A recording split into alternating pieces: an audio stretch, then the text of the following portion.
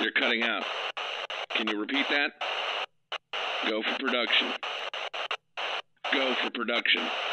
I said go for production. That's right. You're listening to a podcast about TV and film production. Join us as we converse with industry leaders and gain insight into their strategies, their systems, and best practices in bringing a script to life. Ladies and gentlemen, please welcome your host, Brendan Riley. Welcome to another episode of Go for Production, where it's my job to deconstruct and demystify the production process in both film and television. We'll talk about strategies, systems, and tools the pros use so you can be inspired to move forward in your filmmaking career. Today's guest is Dale Dreher. Dale is a location scout and manager in the Los Angeles studio zone and all of Southern California.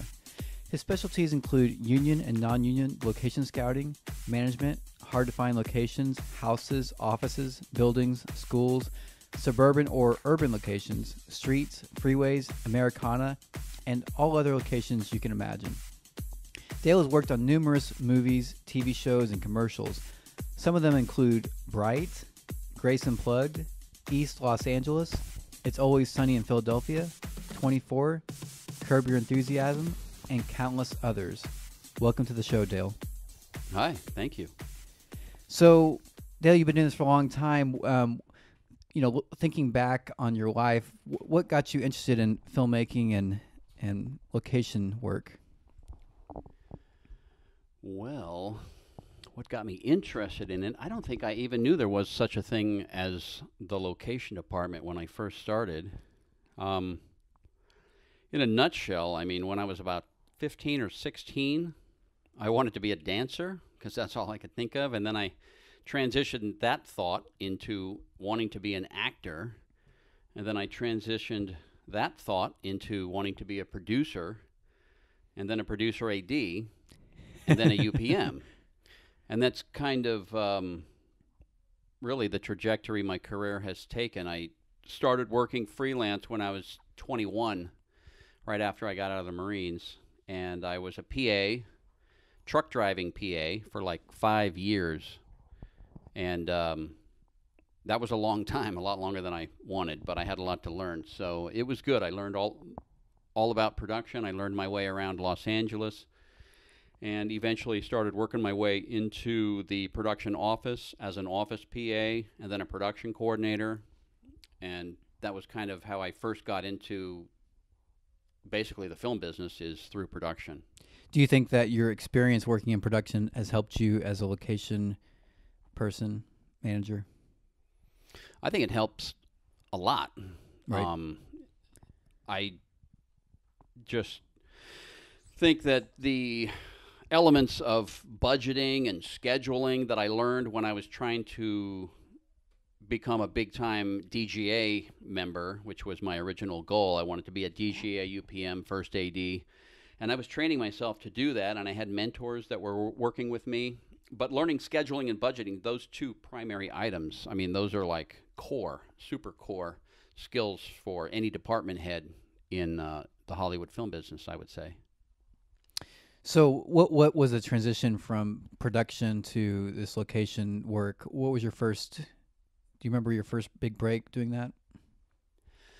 Well, when working in production on lower budget projects like music videos and commercials or non-union jobs, a lot of times there's no money for a location manager. And so by default, you don't even realize it, but you end up kind of doing those duties as a production manager or production coordinator. But basically for me, what happened was after about 15 years of working in production, I was able to get into the DGA as a commercial UPM, as a third area first AD, and an entertainment second AD, and a commercial first. So I qualified for all of those things, and I was participating in the Directors Guild. But then a friend of mine, basically it took me until age 37 to get to the point of kind of becoming a real UPM in the film business.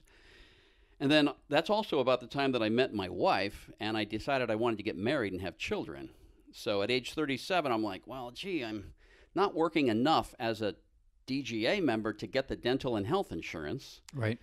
which is a really important lifestyle choice to be made. But a friend of mine who I had PA'd with 10 years ago, he had become a pretty big location manager, and he was working with Michael Mann.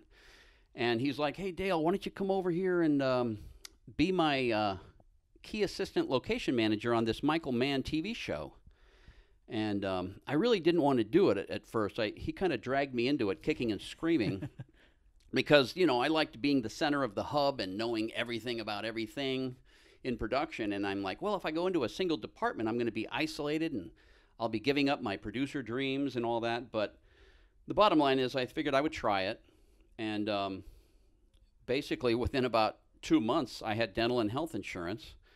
And I was kind of forced to join the Teamsters as a union member. So I got into the Teamsters all in the first 2 months of working in locations. I got into the Teamsters. I got dental and health insurance, and then like a year later I got married and had kids, and my insurance paid for the childbirth and all that stuff. So it was all a very happy transition, actually.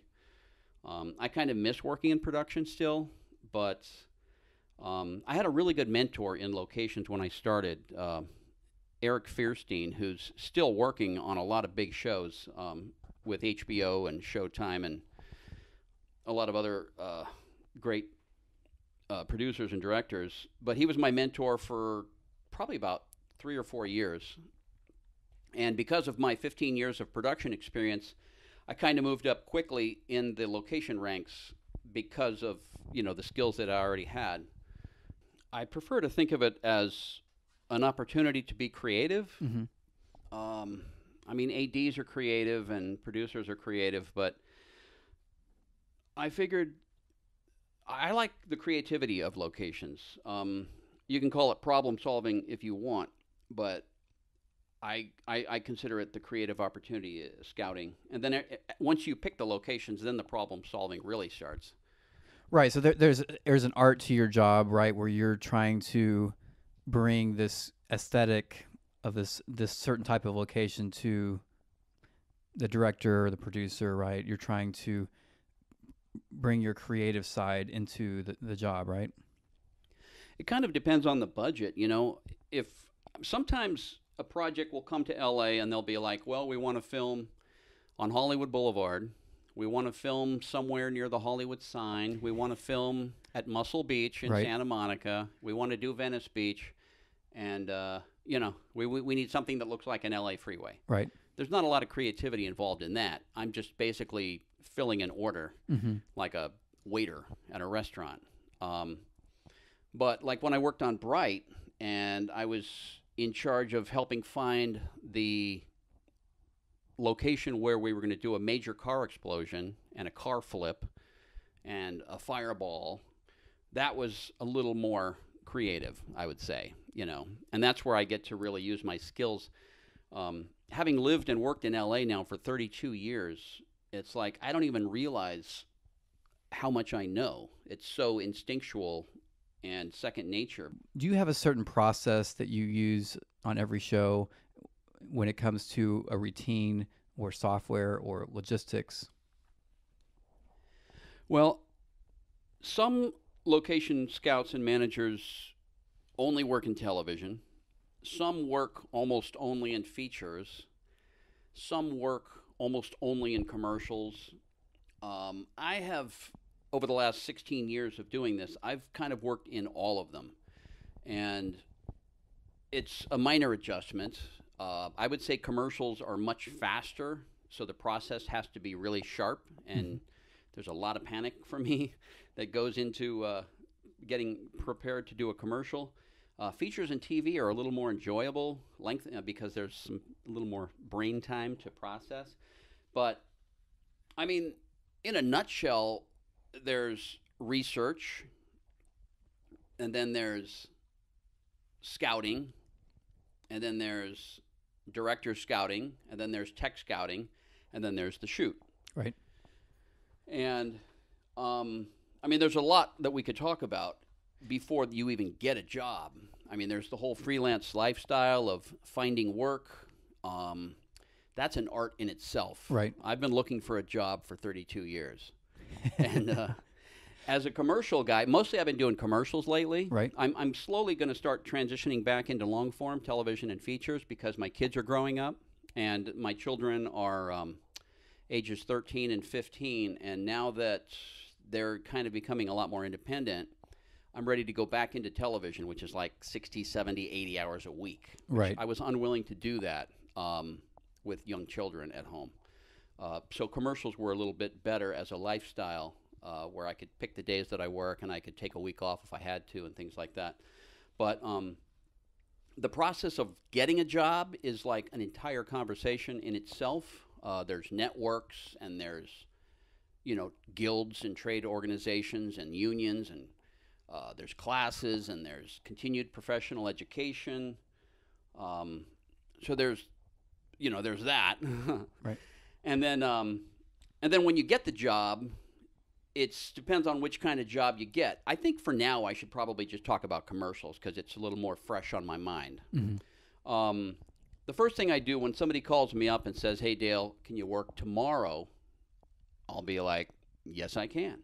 And then as soon as we discuss a rate and hang up the phone, I go into a cold sweat.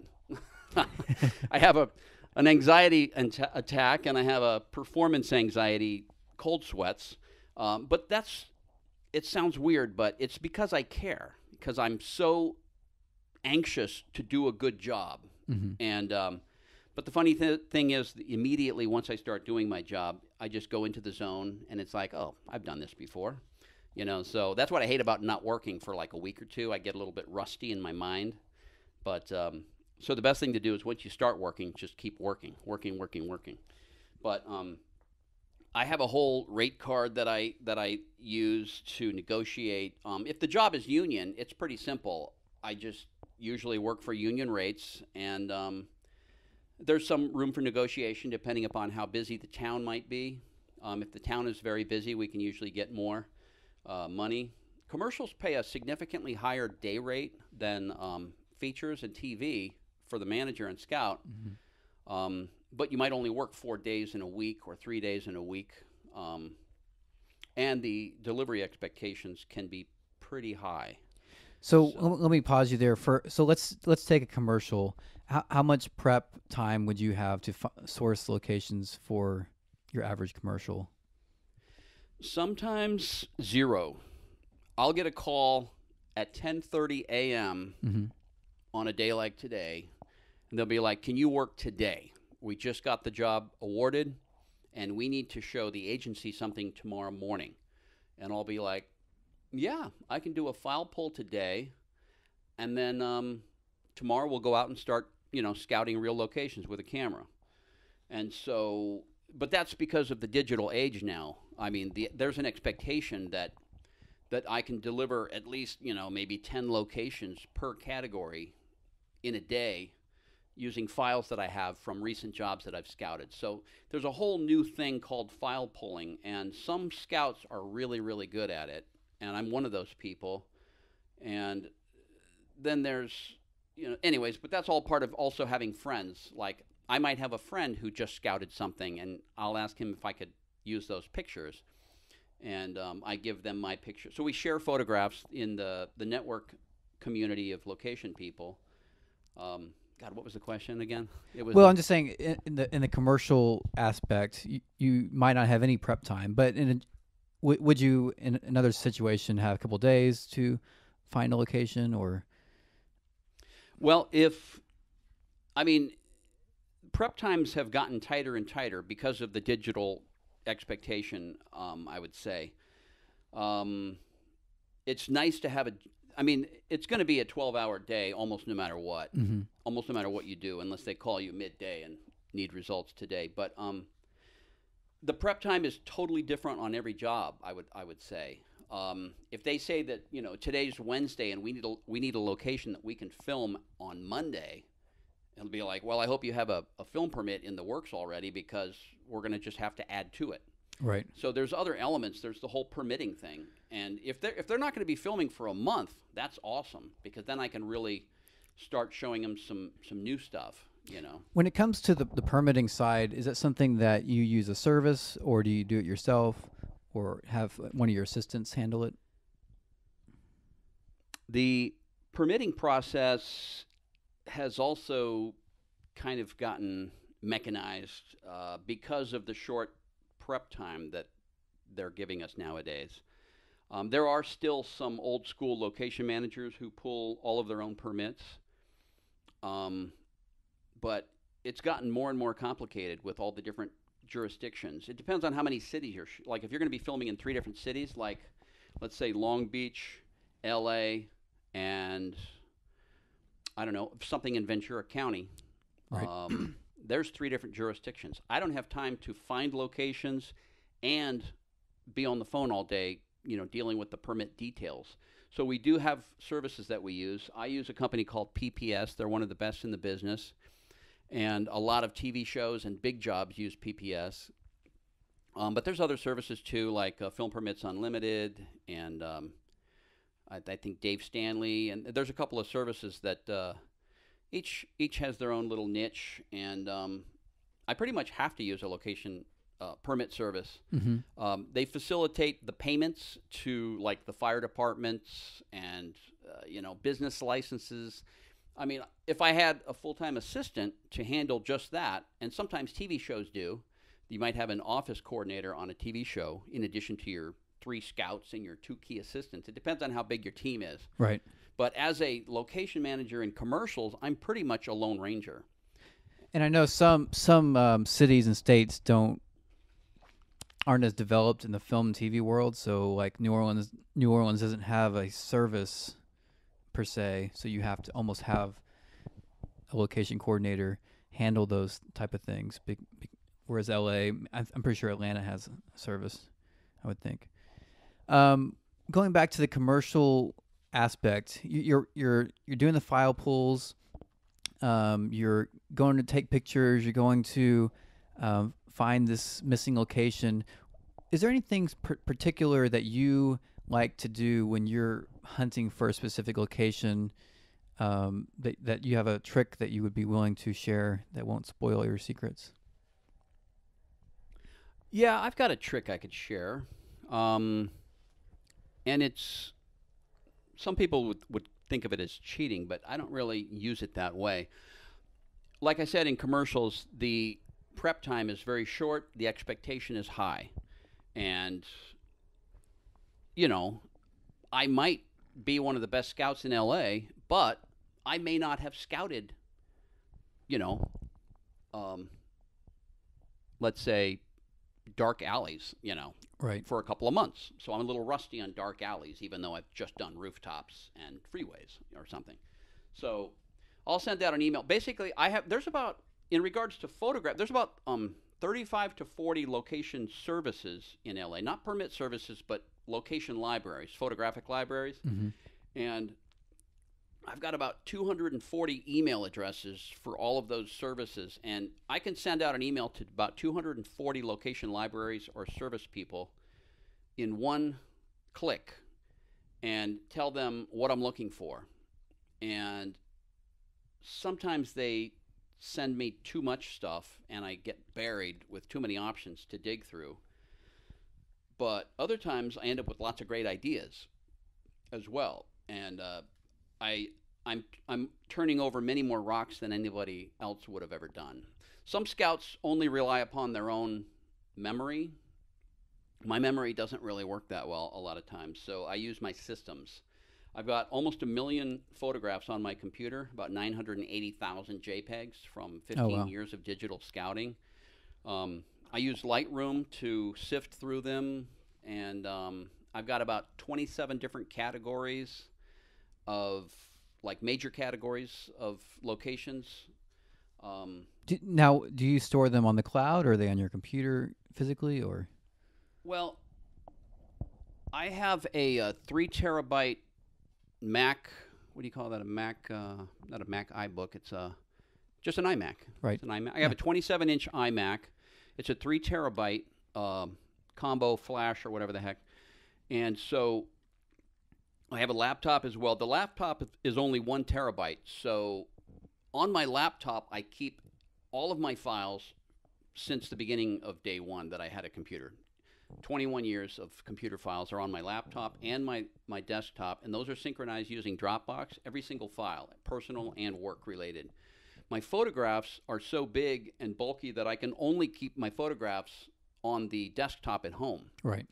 So if I need to bring my photographs with me into the field, or if I'm going to go on a director scout and they might expect me to show some new locations at lunch or when we stop, I keep them on a LaCie drive. So I have like a 5 gig portable LaCie drive, and I keep a carbon copy of all of my photographs on a LaCie drive that I bring with me when I go mobile.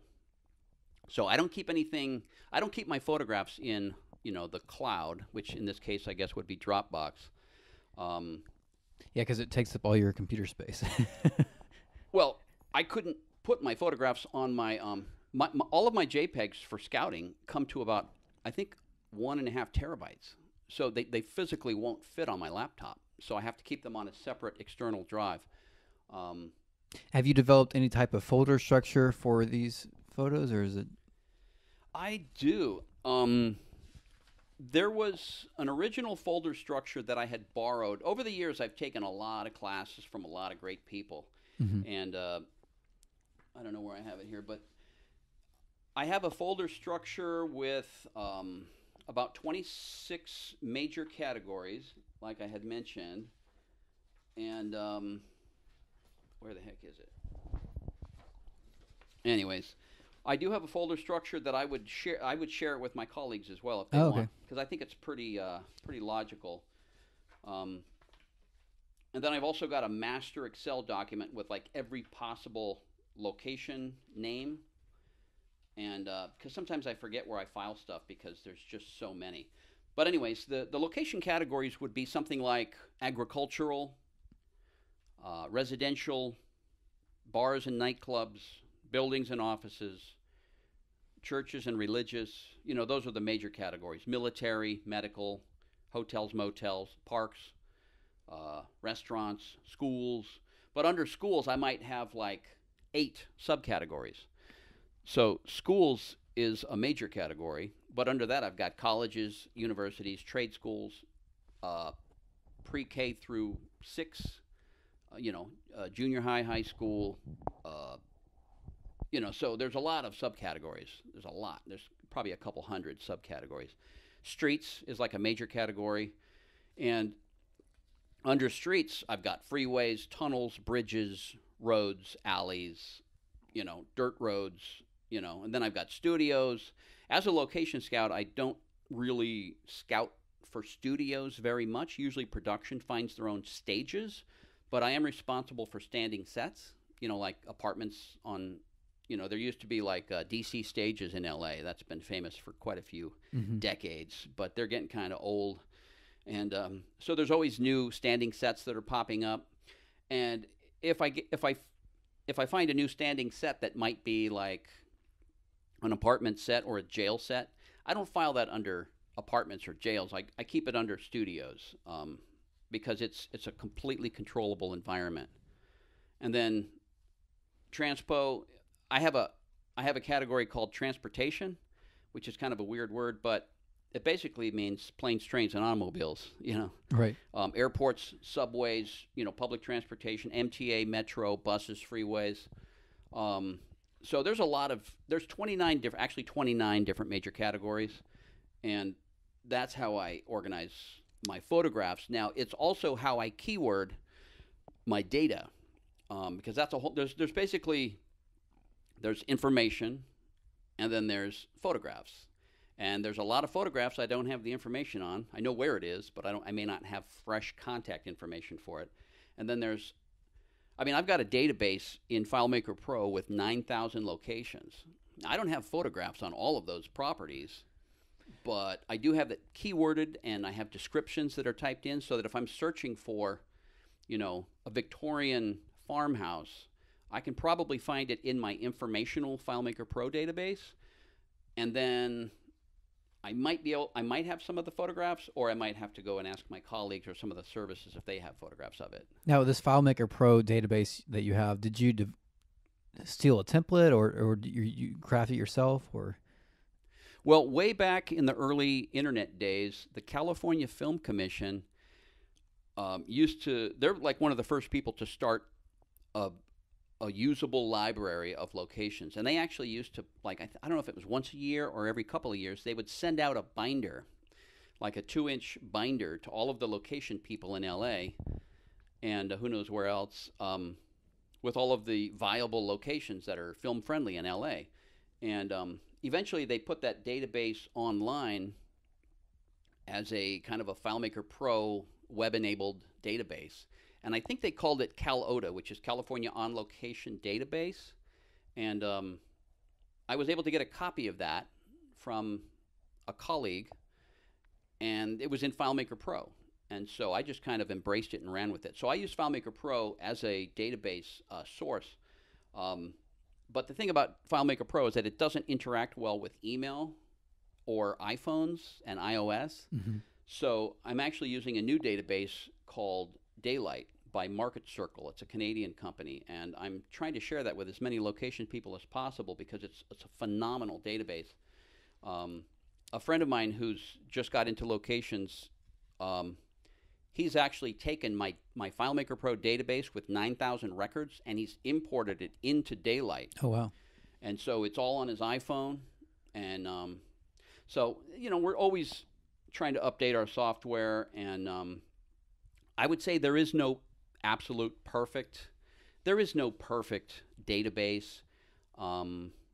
There is no complete photographic library. But that's where your relationships come in and your networking. I have kind of a one-page per location template that I use in FileMaker, which keeps track of, like, if it's in the zone or not in the zone, the major category, the subcategory, names and titles and email and phone numbers, and then what the permit jurisdiction might be, price and availability of that given location, and maybe some parking ideas. There's so many variables to location work that it's good to have, like you're talking about having a database. What other tools do you know that people in your industry use? I mean, whether it's a Google Doc or something to keep track of everything.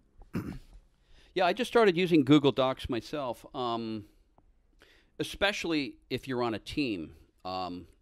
There's Google Sheets. Google Docs is a Word document, and then Google Sheets is an Excel document, basically. And it's awesome because, like, I'm kind of helping a little bit on a project with the LMGI, which is the Location Managers Guild International, and I offered my assistance in creating a budget for a special event that they're doing, and so I created a budget in Google Sheets so that if anybody wanted to change or add to the numbers, they could just log in and tweak the numbers. But if I'm on a TV show or a feature, I'll actually Dropbox everything, an entire project. But Google Sheets is good for, like, I co-scouted, I was scouting for, football fields.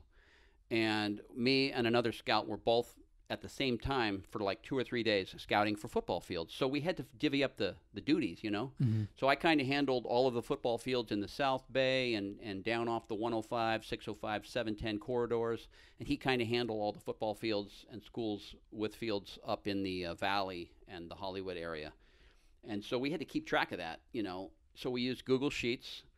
And at the end of each day, we would type in our results, Did the school have a fitness gym? Did it have parking? What was its price? What's its availability? And where is it? So using Google Sheets is a good team tool so that there's no duplication of effort and everybody can see what everybody's doing. And it's easily accessible on the iPhone as well. Right. When you're on the road, you're looking for a football stadium. You're very mobile in nature. What do you do to keep organized so that you can keep track of all this information? Do you take a laptop with you? Well, the goal is to be as paperless as possible at all times. So I do bring a laptop, but I try to print stuff out before I leave the house. I don't want to have to open up my laptop when I'm out scouting. In fact, also, using Dropbox, again, is really good because you can access everything that's in Dropbox. You can access it on your iPhone because there's a Dropbox app. So it's phenomenal in that way. No, if I go out scouting, the only thing I bring is my laptop, maybe 2 or 3 files, Thomas guide, and my camera. And I should probably tell you about my camera if you're interested. Yeah, so talk to us about the photography side of being a location scout. You know, in one way, you're kind of like a photographer, right? So did you always have that skill, or did you develop that skill because of the job? Photography, there are some scouts that studied the fine art of photography, and they can put me to shame in regards to the quality of some of their photographs, but I don't know. I just have a really good camera, and I put it on automatic like 90% of the time. What kind of camera? It's a Canon 6D. Okay, I have a Canon 6D. Oh, you do? I love it. Oh, good. So then you know, I mean, for me, what I know about the Canon 6D is that it's full frame. You can shoot RAW if you need to. It's the smallest, most lightweight of the full frame DSLRs. It's like the 7D almost, but it's a full frame, right? So, well, it's got built-in GPS, which is absolutely the reason why I'll never leave using the 6D. For years I used like a Canon T3, which is just a little, you can get a T7 nowadays at Costco for like $4.50. But a T3 I used for many years, and but it didn't have built-in GPS, and it was cropped frame. So I'm getting a lot better photographs now with my full frame 6. The 6D has phenomenal light pickup at night. So I just did 2 nights of scouting roads for Harley Davidson. And you know what? I tried shooting in RAW one night, and it really didn't help. It didn't help. So I just put the camera back onto automatic the next night, and it was fine. I mean, it's phenomenal light pickup. I've got a really expensive lens, which I think makes a big difference. It's a 2.8 aperture, 24-70, which is what a lot of fashion stills photographers use. So I figure I'll just use what they use. You don't really want to go any wider than a 24 millimeter. If you're shooting house interiors a lot, you could use like a 16-35. But again, you're going to want to use a red ring on a Canon. You'd want to use a red ring 2.8 if you can get it. So they're expensive, though, So this camera, talk about the GPS. What does that do for you in terms of helping you? Well, I use Lightroom to basically clean up and edit and rename and work on my photographs, and to auto-tone them and to level them. Lightroom has a mapping function similar to iPhoto, I suppose, but if the photograph has GPS information in the computer file of it, Lightroom can read that and plot it on a map. So like last Monday when I went out, I photographed roads, La Tuna Canyon, Foothill Boulevard. I was up Angeles Crest Highway. It was nighttime, and it was really hard to see the mile markers, and it was dark. And but using a GPS camera, I can pull over anywhere I want and take pictures and pretty much not worry about taking a bunch of notes of where I am. Oh, that's really helpful. Because the GPS has that information built into the camera. Now, before I got a Canon 6D, I used to just use my iPhone. And I've got an app on my iPhone called Solocator, and that actually gives me latitude, longitude grid coordinates, as well as elevation and what direction you're looking. So it's called Solocator. Interesting. And it's even if I, no matter what location I shoot, if I'm out in the middle of the desert, I like to use Solocator as a, I think it's about $12 for this, to own this app. And it gives you a kind of a compass overlay with what direction you're looking, north, south, how many degrees, 14 degrees northeast, what your elevation is. It's a really nice, years ago, if you were scouting for like a fashion job, they would want you to take compass readings at every location. And thank God those days are like almost over. Almost nobody really asks for compass readings anymore, because you can look at Google Earth and kind of figure out, that the location was facing north, which means, no direct sunlight, blah, blah, blah.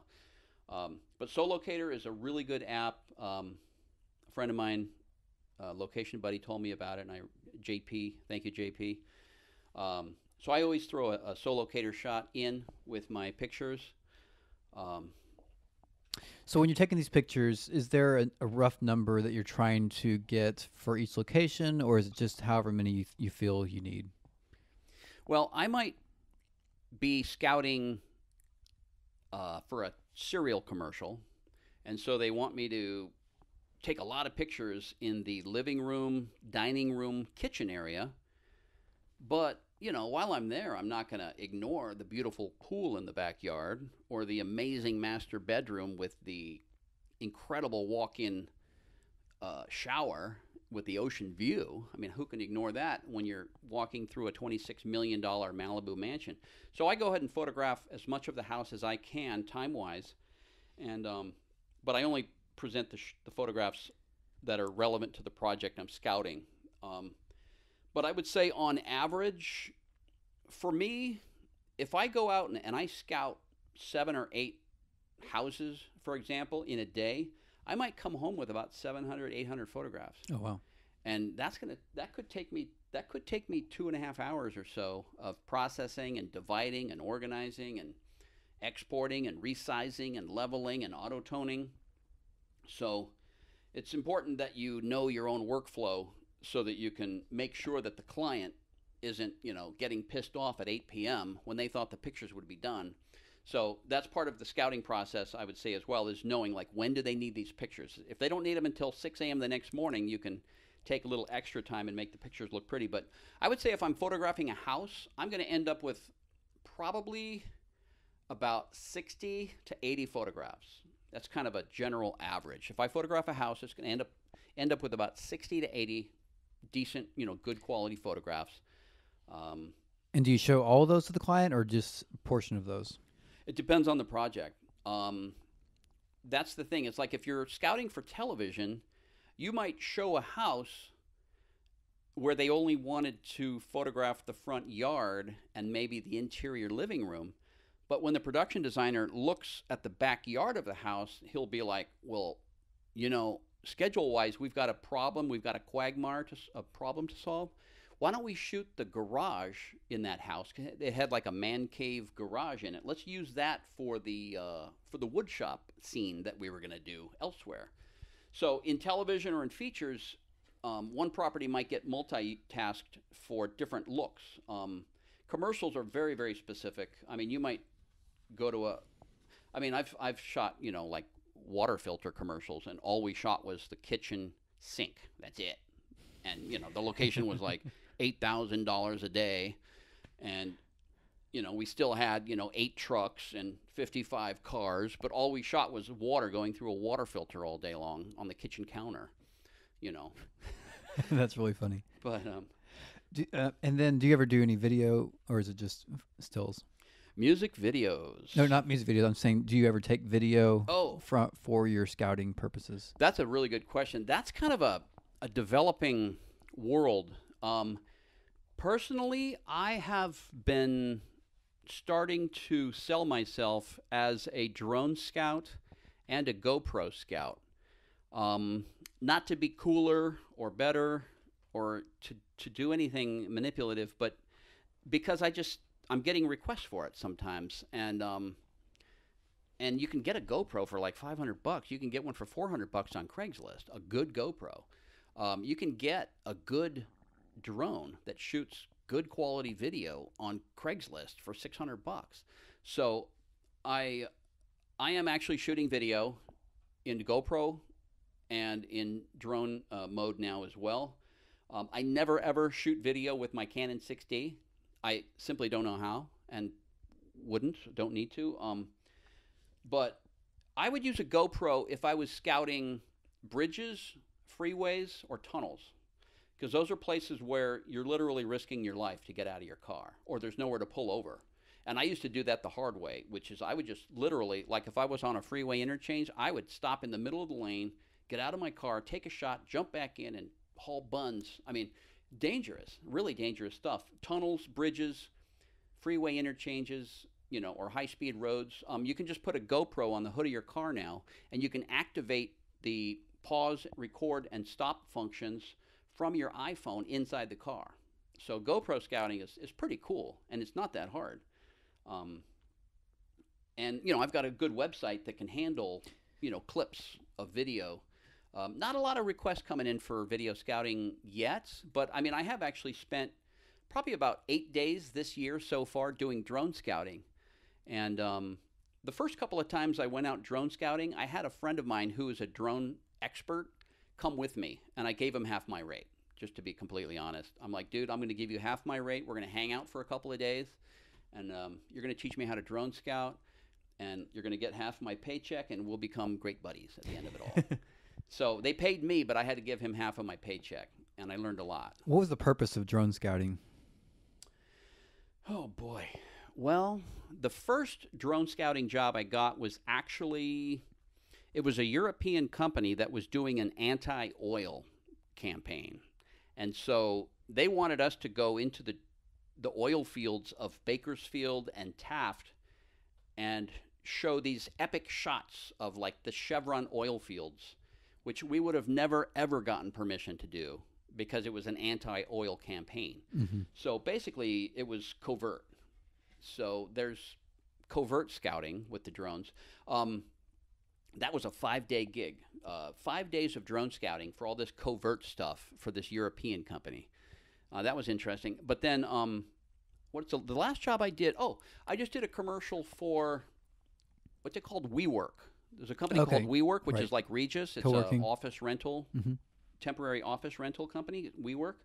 They were doing a scene where a guy gets really irritated. He's in an office on the 12th floor of a building in downtown LA. He gets irritated, pissed off, or something happens. He jumps out the window, or he falls asleep at his desk or something. And then he's having a dream. And in his dream, he jumps out the window and he starts flying. So it was a flying dream. So they wanted me to drone scout that because, you know, you can't really shoot that with a still camera. So we drone scouted the flying dream scene, and they wanted shots of the drone going over a lake, over forested treetops, crossing over urban dense areas like the 110 freeway, building tops in downtown LA, desert brush areas. So we drone scouted all this stuff, and then of course they had to permit all of that, and then they reshot it with a top-notch, you know, drone company. So the risk, though, in doing drone scouting is that you're not permitting it, correct? So you're kind of in that limbo area of some areas might be okay, some areas might not. Yeah, but I mean, I'm kind of an amateur drone operator still, and I'm very slowly working on my Part 107 license. When you get properly licensed to be a drone operator, you learn about how to basically pre-check an area. For example, Balboa Park, which is up near the 405 101 interchange, Balboa Park near Sepulveda Dam. Well, there's on one side of Balboa Boulevard, you can only send up a drone 50 feet, and that's with permission. So you have to get a permit just to send the drone up 50 feet.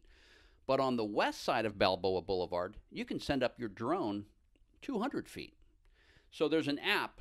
It's an FAA-based app, and that's another thing is like the government agencies are finally catching up to what Hollywood wants to do. And so there's apps that tell you basically, here you can drone scout up to 200 feet. Here you can't drone scout at all. You know, like over the ocean, you can go up to 400, 500 feet. But if you're near an airport, if you're within a mile of an airport, you'd be stupid to show that to the director because he's not going to get permission to do it. That's why Balboa Park was sketchy, because it's on the south side of the Van Nuys Airport. So there's an app that you check when you're out. Before you send up your drone, you check the app, see what the elevations are that you can send up the drone, and you just watch what you're doing and use a little bit of common sense. When I worked on Bright back in the fall of 2017, I think, they actually were the first company ever in Los Angeles to be able to send up a drone at night. So that's one thing about Bright that a lot of people don't know, is that they did a lot of drone work on Bright, and they were actually the first production company ever to be able to send up a full-size professional drone for night work. And that was I was there that night, and it was pretty amazing. When it comes to locations, one big thing that you're having to continually do and manage is think about and manage budgets.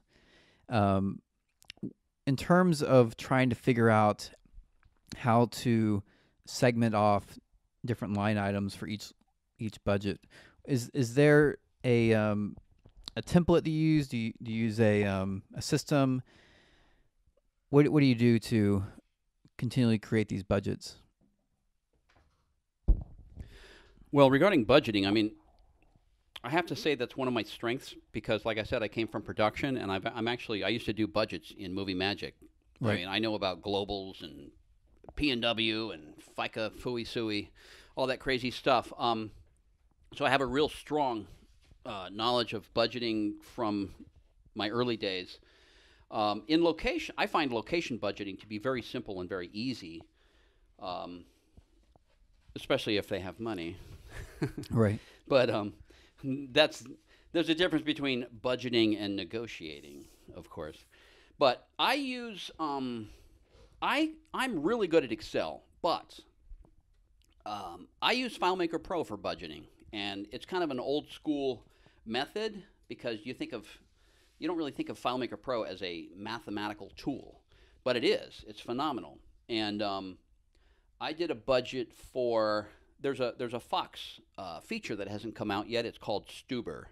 It's about a guy named Stu who drives an Uber, and it's kind of a comedy. Anyways, I did the LA portion of it, and I have a FileMaker Pro budget that I created for it. The total for the 6 days of LA shooting that I was involved with was about $156,000. And that's basically like 2 or 3 locations a day for 6 days. So in FileMaker Pro, basically there's the top sheet, or whether you use Excel or FileMaker Pro, the budget has two elements. There's a top sheet, which is a summary, obviously, of all of the locations and all the days of shooting with all the categories. And then there's a 1 page per location.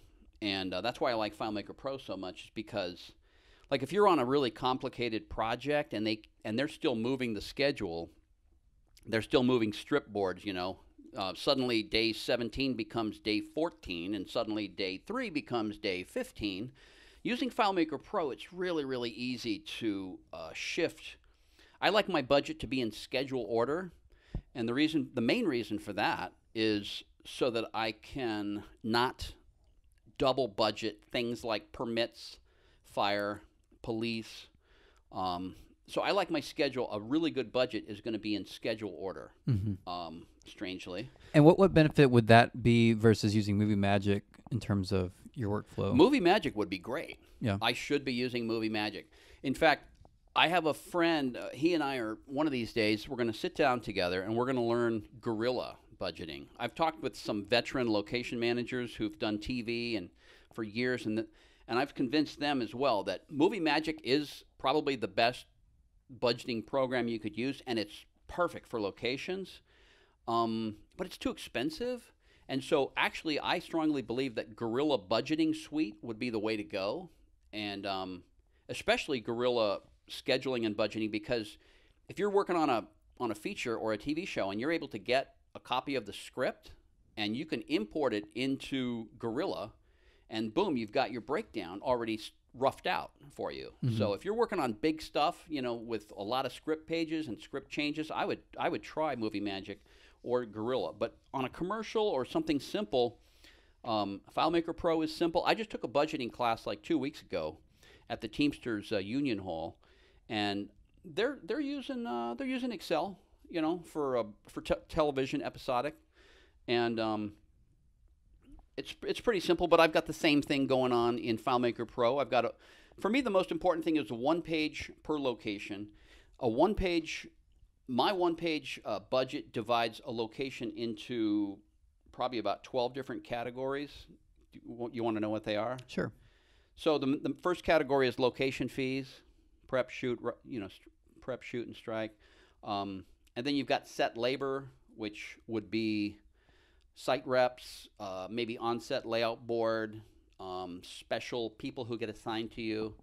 Then there's security, and then there's police, a separate line item, and then there's fire, and then there's permits, and then there's parking, and then there's holding and gratuities, and then there's trash bins, toilets, tents, tables and chairs, heaters and lights, air conditioning, and then there's miscellaneous materials, which includes maps, layout board, site protection, and then there's restoration, which is cleaning and missing and damaged. So for a lot of these things, the typical cost for a layout board or whatever because of previous jobs, but what are the big variables that you tend to run into, whether it's the actual site fee or is it, what do you think you're continually trying to figure out?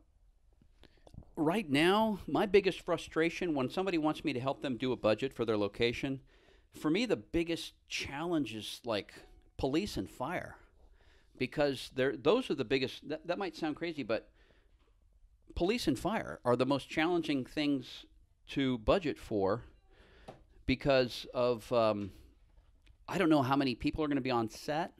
I don't know what jurisdiction we're going to be in. Like if we're in unincorporated Los Angeles, like let's say, I don't know, Lenox.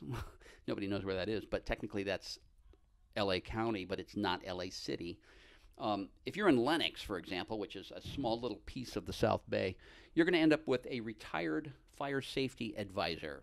Okay, that guy's going to be between $48 and $54 an hour.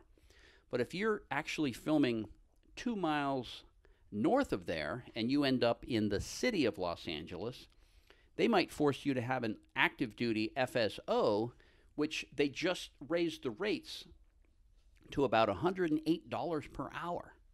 And that's a lot of money. And that's something that I hope the city of Los Angeles takes another look at here, because they're driving film production out of LA with these fire department costs that people don't like at all. Sometimes we pay more money to a fireman in one day than we spend renting the location, and it's insane. So anyways, what I was saying is I find budgeting police and fire to be the most challenging, because maybe the script says we're going to have the car exit a driveway and drive down the street. Well, do we need a cop for that or not? I don't know. Maybe we need 2 cops. It depends on where the location lands. If it's going to be in the middle of Beverly Hills, we might need 3 cops. So anything involving police or fire, like driving work, can be very challenging to budget. Mm-hmm. If it's a location like a house, just a fixed property, those are easy for me to come up with numbers. Parking, man, if you want to film in downtown, people are still in the habit of saying, oh, we want to film in downtown LA. I'm like, are you sure? Because if it's going to be almost any day of the week, you're going to spend at least $4,000 on parking, depending upon the size of your project, obviously. But I mean, I've spent $8,000 a day just on parking. Like on East Los High, we needed to rent 3 different parking lots to land our company. 1 for extras, 1 for crew, and 1 for base camp. Each of those parking lots was like $2,500 to $3,000 each, So parking is a big, big deal that producers often don't budget enough for parking, police, or fire. I mean, that's what I would say. And then there's an old saying that, we're talking 15 years ago when I first started out, and I was talking to some location managers. Producers don't understand that if you want to film in Los Angeles, here's the budget, $20 grand a day. There's your number. And it hasn't changed. It's still the same. So it's about $20 grand a day. Right. I mean, unless you're doing a PSA with a crew of under 25, It depends on your project, obviously, but if you're dealing with union, real commercial, corporate commercial type stuff, it's going to be about 20 grand a day, almost always. So that was really insightful in terms of the budget. Anything else in terms of the actual managing your life on the day-to-day basis of being a location manager that you've learned? Maybe your work ethic or something in terms of how do you just make it through the day sometimes, in terms of, do you work really long hours? I think I've mastered the process of folding up my life into a small size item and sticking it on the shelf. How to just pack up your life into a small suitcase and put it in the closet for about a couple of weeks or whatever. That's been the hardest thing for me. I mean, like if somebody wanted to get into locations, I would really spend some time explaining to them that it's a lifestyle. Same as being an AD or something, just working in the film business in general is a lifestyle. And the freelance lifestyle is not for everyone. It's been really frustrating. 32 years I've been doing it, and it's still frustrating. And I got about probably 11, 12, or maybe 13 years to go. And I better be good at my job if I expect to work all the way until the end, But anyways, when I was working on a television show, and I had a team working under me, and I was starting to get into some troubles with different personalities and such, I kind of created my own daily work ethic that I was able to memorize and carry with me no matter where I was, whether I was in the production office or in the scouting van or on set. And it's called FACE, FACE. And I don't know why, but these 4 words really encapsulate almost everything that I find to be challenging for me. Being flexible is number 1. That's the F in FACE. Being flexible, which means accommodating, open-minded, being of service, and thinking win-win. So being flexible is like the F in FACE. And then accurate. A is for accurate. So it's like a really critical part of, there's a lot of pieces moving on a big project, and they really need accurate information so that mistakes aren't made on behalf of you. So being accurate means being honest, exacting, thorough, focused, and prioritized, which actually reminds me of one of the interesting things I learned in locations is if you have bad news, deliver it quickly. That's like one of the first things you learn when you become like a department head or in an important position. If you have bad news, deliver it quickly. Do not hold back bad news. So that's part of being accurate, I would say. And then the C is confidence. Always be confident. People want you to be confident. Courageous, professional, and sharing. Don't hoard information. Don't try to play manipulative, games in the office. I don't know. Just being a team player is being confident and sharing information. And then the E in the word faith is enthusiastic. And being enthusiastic, because you're working 14 hours a day sometimes, 16 hours a day.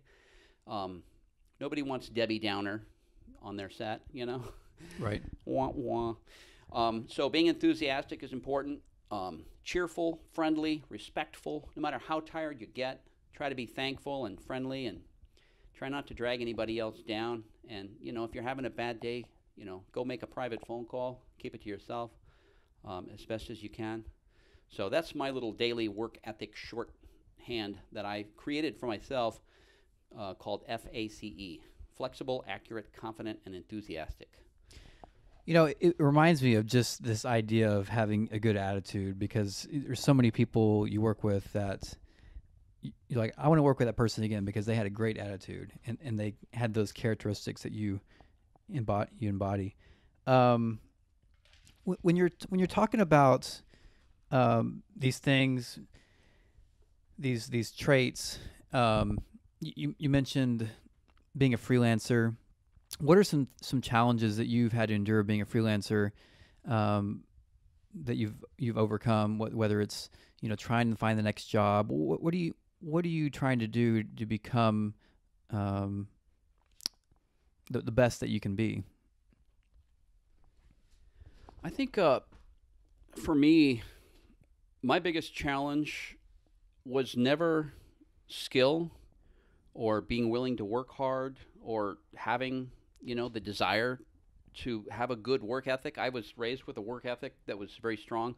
I was in the Marine Corps, so I'm not afraid of anything, you know, hard work, being a team player. For me, the hard part was always bonding with people and developing genuine quality relationships. And that's just me personally. Other people are really, really good at it, and that's their strength. For me, I'm a late bloomer. You know, I think I'm developing some of my best relationships in my career now, you know, in the golden twilight of my career. But I think one thing that's been helpful for me is just, so developing relationships with people is super important, and that's where like a guild or clubs and groups come in. I take classes, like the Teamsters have, this is where I go to practice my social skills in person, because like in locations, again, you're a lone ranger, and like one guy's doing everything. That's one of the things I love about television and features, is that you've got a team, and it's nice to go into the office and chit chat with your buddies who do exactly what you do and understand the challenges, and you can cry on each other's shoulders. But in locations, in like music videos and commercials, it's just you. And so once you've worn out the ear of your children and your wife or whatever, anyways, but I have a network called the SoCal Scouts Network. It's like 480 location people in LA. It's a group of my colleagues, and it's where we share location information, data. It's where we share needs. It's like, hey, does anybody know where I can find a bridge that we can close during the day on a weekday, and so. How do they join that group, or are they allowed to join the group? It's a Yahoo group that I started, and as long as somebody has experience in locations, and I can tell that they're just a real, professional location person, they're welcome to join. There is another group called LocoList. It's been around for about 15 years, started by another guy, and I think they've got about 700 or 800 members. And my group is very, very similar. It's just a slightly different flavor. We never discuss politics or religion or anything like that on the group. We only talk about locations, period. And because of that, people like the group. They like the flavor of my group because we don't talk politics or anything like that.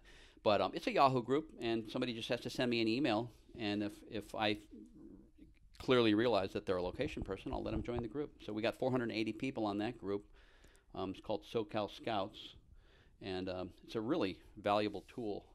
I have a similar group for the DGA members called DGUSA that was it's got a lot of members in it as well. But right now I'm doing locations. But the other thing that I do for like my relationship and social skills, and just to get out and hobnob and enjoy the relationships that I have in my career, I take a lot of these classes. The Teamsters have basically, I think, about 11 classes per year. Continuing professional education classes, only for $3.99 members. And about once a month, we get together and we have a class. And so I've taken all of those classes like 2 or 3 times each. I've taught a few of the classes, or been a co-teacher anyways. But there's classes on digital scouting, field scouting, how to cover up a location properly. Like if you're going to photograph a house, how do you know when you've done it all? So how to cover a location properly. There's architecture, so we have to study architecture, and sometimes we'll jump in a bus as a Teamster group, and we'll just go out and look at some locations. There's a couple of guys that are like absolute architectural experts in the Teamsters, and they teach the rest of us, what we need to know. There's digital map making, budgeting, and management skills, contracts and insurance and permitting. There's a lot to know. So, just dealing with the insurance people and legal, like on a television show, dealing with the legal department is really challenging, and there are a lot of permutations to what. If you're making a $30,000 location deal, it's got to be rock solid. So you have to know how to interact with the insurance people at a studio and how to interact with the legal department. And sometimes you get into like these 25-page, contracts and stuff. But taking these classes at the Teamster Hall is fun, and it's a nice Saturday morning with donuts and orange juice. And we also have like classes where we help each other to get stronger at like digital photo processing. The Teamsters locations department has basically embraced Lightroom as the official, photography, photo gallery editing software. And so we're all trying to help each other get better at Lightroom all the time. So that's where I shine and do the best, when I'm in a group of my colleagues, teaching each other and helping each other. Well, that's really cool that you're trying to, continually grow in your craft, and you're not pretending that you know everything. We're wrapping things up. What type of advice would you like to give to somebody that maybe was thinking about location work, or maybe they're in that department but they want to move up in their area of expertise? What do you think that they should do? You have any nuggets of wisdom? Wisdom? Say what? What kind of wisdom? Nuggets of wisdom. Negative wisdom? Nuggets. Oh, nuggets of wisdom. I've got negative wisdom for sure. Don't give them negative wisdom. Don't do it, no. I don't know.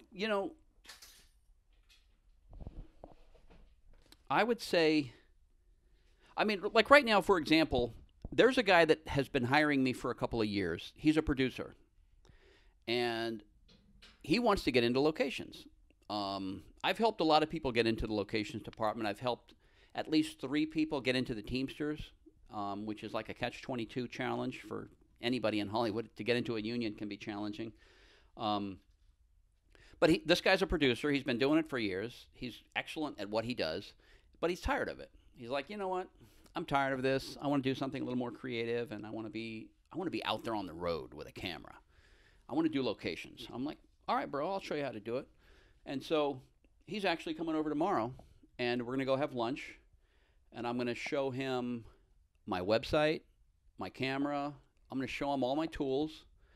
I'm going to probably talk to him about a lot of the stuff that you and I have just talked about, and hopefully we'll bond and be friends. And then I'll give him work, he'll give me work, and we'll become buddies. But basically, I've told him, he needs to be really good with his camera. He needs a website where he can post photographs. I use a company called Zenfolio for my photographs. It's a photo gallery website that's used by a lot of professional wedding photographers. Okay. So wedding photography actually is another idea. If you're a really good photographer, you can do that as well. But using a wedding photography website for your locations photos is an amazing match. And so that's what I'm using right now. There's other programs. So I use Zenfolio, but other people are using SmugMug, which is good. There's a couple of hybrid proprietary websites that you can buy or rent from some people in our industry, but they're kind of expensive, like $50 a month, and I don't want to pay that amount. So you can get a Zenfolio website, $60 a year, which is $12. What is that? That's $5 a month, unlimited. Oh, wow. You can put unlimited photographs on a website for $60 a year on Zenfolio. And there's Image Event, which is another photo gallery website, but that one's getting a little old and outdated. I've had producers tell me do not use that. So I'm trying to share that with my colleagues that are still using Image Event. I'm like, bro, it'd be good to make a transition. So anyways, there's the camera work. There's the photo gallery. It's funny, but when me and this friend of mine who wants to get into locations decided, okay, I'm going to help you, I just started sending him all these website links. I'm like, okay, you want to go check out Daylight for your database. You want to check out Zenfolio. You want to check out another app called JPEG Mini, which is a program that resizes photographs with indiscernible quality differences. And we're just going to talk about, how to get work, how to share work. Now, how I'm going to train this guy because I like him and he's smart. The way I'm going to do that is when I get a job, because I'll get a job, I'll get a phone call. Let's say I get a call today to do a job tomorrow. Mm-hmm. I want to do a really good job. So I'm going to pay this guy probably out of my own pocket, like $100. I'm going to say, look, I'm going to pay you $100. You're going to come to my house and you're going to make phone calls. You're going to make phone calls and help me collect price and availability data on these different locations. And then halfway through the day, I'm going to get in my car and go. And you're going to keep making phone calls while I'm out actually photographing properties. So he'll be basically my office jockey, and that's how I'm going to train him.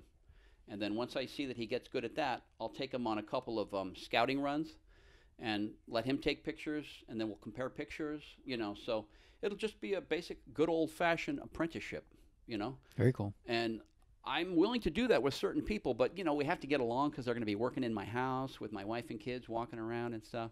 So it's got to be a little bit of a personality match, So, well, that's cool that you're taking a mentorship approach and you're giving back to the community, and because it's not always easy to break into something like this, Yeah, I mean, people mentored me when I was trying to become an AD.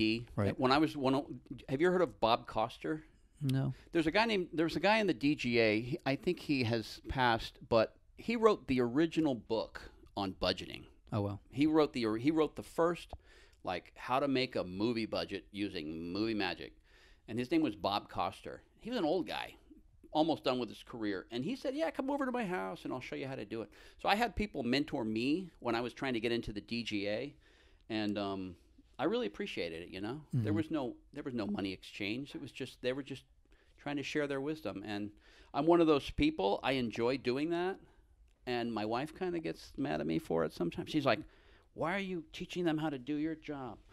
And I'm like, I don't know. It just feels right, because people have helped me, and it makes. There's an old saying as well. The best way to get better at your job is to prepare to teach it. And I find that to be true. So when I'm preparing to teach somebody how to do my job, I'm reviewing my processes, and I'm like, well, maybe I should teach them to do it this way, which is better, That's good. If people want to find you online, do you have a website or social media that people can track you down? Yeah, social media is kind of a weird thing. I avoided using Twitter for a long, long time. I just thought Twitter was stupid, and it's like, what's the point? It's just redundant, and it's too much. So I do have a Twitter. I am on Twitter, Dale R. Dreher handle or whatever, but I don't really. I just have Twitter set up so that people say, yes, Dale's on Twitter. You can find me on Twitter. But I just joined Instagram as well about 6 months ago. I did a whole rebranding of myself. I got a new website. It's www.socalscout.com, socalscout.com. And it's a beautiful website. And from there, there's links to, like, my Facebook page, my Instagram page, my Twitter page, LinkedIn. So, I mean, if you Googled my name, I'd probably pop up first, of course. So that's easy. Dale Dreher. That's great. Hey, thanks, Dale. Really appreciate it. I appreciate it too, man. Thanks. See you around campus. If you enjoyed this episode, please visit us on iTunes, leave a review, and share with your network. You can also visit us online at assistantdirecting.com, sign up for our e-newsletter to stay connected to what we're doing. Thanks, guys.